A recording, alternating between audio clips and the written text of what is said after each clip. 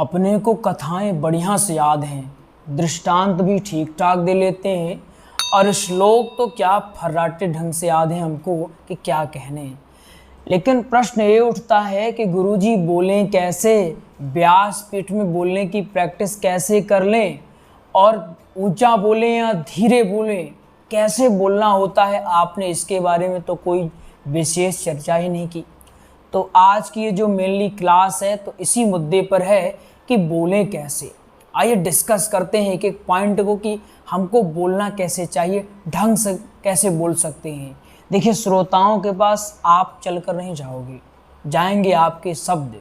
तो शब्द ऐसे होने चाहिए कि सीधे सीधे, जैसे आपने देखा सूत जी का नाम क्या था, रोमहर्षण। रोमहर्षण मतलब रोम रोम हर्ष से भर गया, इसलिए उनका नाम रोमहर्षण पड़ा। ऐसी कथाएं वो करते थे, तो आपको भी ऐसे ही कथा करनी पड़ेगी, ठीक है। तब जाकर के कहीं ना कहीं मामला सेट होगा। तो आइए समझने का प्रयास करते हैं कि हमको कथाएं बोलना कैसे चाहिए। सबसे पहले तो आप एक क्लियर हो जाओ कि आपके वोकैब स्ट्रॉन्ग है या फिर शब्दकोश आपके बहुत ही शानदार होने चाहिए। शब्दकोश शानदार करने के लिए आपके पास दो तरीके हैं। पहला तरीका है, आप पुस्तक लो, कोई भी ग्रंथ लो, आप उनका अध्ययन करो, शब्दकोश स्ट्रॉन्ग हो जाएंगे।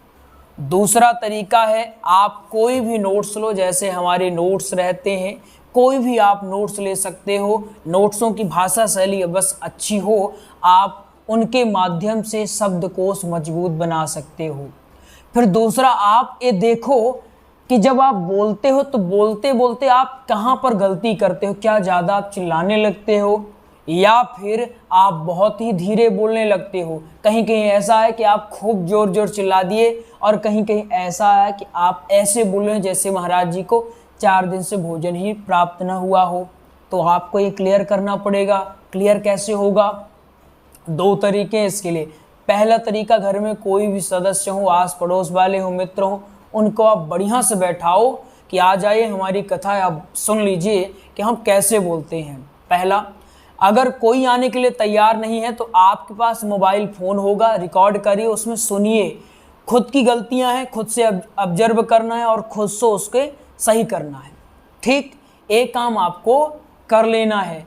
फिर आपको ये देखना है, जो तीसरा आपको अपनी ही गलती उसको ढूंढना है कि आप ये देखो कि क्या आप ज़्यादा हल्के फुल्के शब्दों का प्रयोग कर रहे हो या विषय से आप भटक जा रहे हो। अगर ऐसा हो रहा है तो खुद के ऊपर काम करना पड़ेगा, बढ़िया से प्रॉपर क्लासेस लेनी होगी, बढ़िया से नोट्स पढ़ना होगा आपको, ताकि विषय से ना भटके। फिर भी भटक जा रहे हैं बोलते बोलते, तो आप क्या करो, आप नोट्स बना के लिए एक शॉर्ट नोट्स कीवर्ड के रूप में आप रख लो सामने, ताकि आपको याद आता रहे कि हमको इस पॉइंट में इतने समय तक बात करनी है, ठीक है ना। इस ढंग से आप बोलने की प्रैक्टिस करो। बोलने की प्रैक्टिस अच्छी आपको करनी पड़ेगी, तभी आप अच्छे से बोल पाओ। बिना सोचो कि आप बोलेंगे नहीं और अच्छा बोलने लगे, तो ऐसा नहीं होता। और थोड़ा सा ध्यान आपको गले में भी देना पड़ेगा।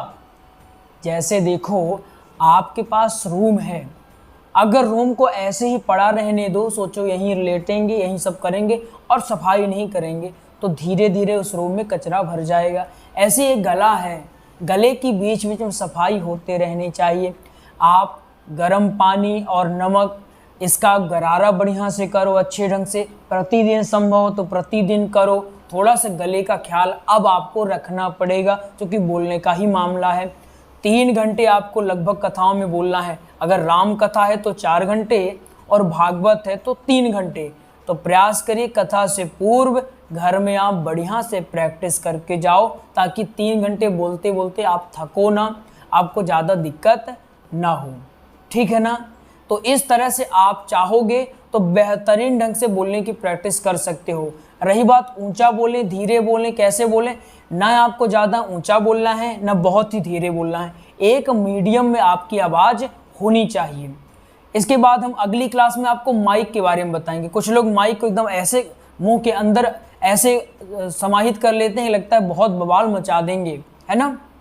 तो माइक को कितना दूर रखना है, डिस्टेंस उसकी कितनी होनी चाहिए, कैसे होनी चाहिए, इस मुद्दे पर अगली क्लास में आपसे चर्चा करेंगे। आज आप काम करना बोलने के ऊपर, ना ज़्यादा ऊंचा बोलना ना नीचे। कैसे पता चलेगा, हमने पहले ही बता दिया। क्या करोगे आप लोग, मोबाइल लोगे, रिकॉर्ड करोगे, उसको सुनोगे आप कैसे हो रहा है। आपको समझ नहीं आ रहा, आस पड़ोस को बुला लाओ, चलो हमारी कथा है 2 मिनट हमको झेल लेना, हमें बता देना कैसे क्या है। वो भी नहीं बता रहे, सोशल मीडिया आपके पास होगा, वहाँ डालना और वहाँ लिख देना कि हमने पहली बार प्रयास किया। आप इष्ट मित्रों से निवेदन है बता दो, 10 लोग देखेंगे, 1-2 लोग तो बताएंगे ही, ऐसे सीख लेना। सबसे अच्छे गुरु आप खुद हो और आप खुद प्रैक्टिस करो। और अगर आप कहीं क्लास ले रहे हो, कहीं सीख रहे हो किसी से, कोई आचार्य से, कोई गुरुजी से अगर सीख रहे हो, तो अच्छा ये होगा कि आप उनको कहो कि गुरुजी हम आज ये वाला प्रसंग तैयार करके लाए हैं, आप हमारा सुन लीजिए। जैसे हमारी क्लास जो लेते हैं, जूम पर क्लास होती है, तो उनसे पहले उनको पढ़ाया जाता है, फिर उनसे बुलवाया जाता है कि अब आप लोग भी बोलो। तो वो लोग बोलने की प्रैक्टिस बढ़िया ढंग से कर लेते हैं। इस ढंग से आप लोग भी अच्छे से बोलने का प्रयास कर सकते हो, ठीक है ना। ज़्यादा गुहार मार देना, न ज़्यादा सुस्त होकर के बोलना है। तो चलिए मिलते हैं कल की क्लास में। अगर ये आपको नोट्स प्राप्त करना होगा, यह आपको घर उपलब्ध करवा दिया जाता है। ऐसे पूरा बाइंडिंग करके राम कथा का जो नोट्स घर पर उपलब्ध करवाया जाता है वो 3800 रुपये का है, और जो भागवत का नोट्स आपके घर पर उपलब्ध करवाया जाता है वो 2200 रुपये का है। इसका PDF भी आपको उपलब्ध करवा दिया जाएगा। अधिक जानकारी के लिए आपके स्क्रीन पर नंबर दिया हुआ है, इसमें व्हाट्सअप है या फिर कॉलिंग भी आप कर सकते हैं और नोट्स की अधिक जानकारी आप ले सकते हैं। आइए मिलते हैं अगली क्लास में, तब तक के लिए जय जय श्री राधे श्याम।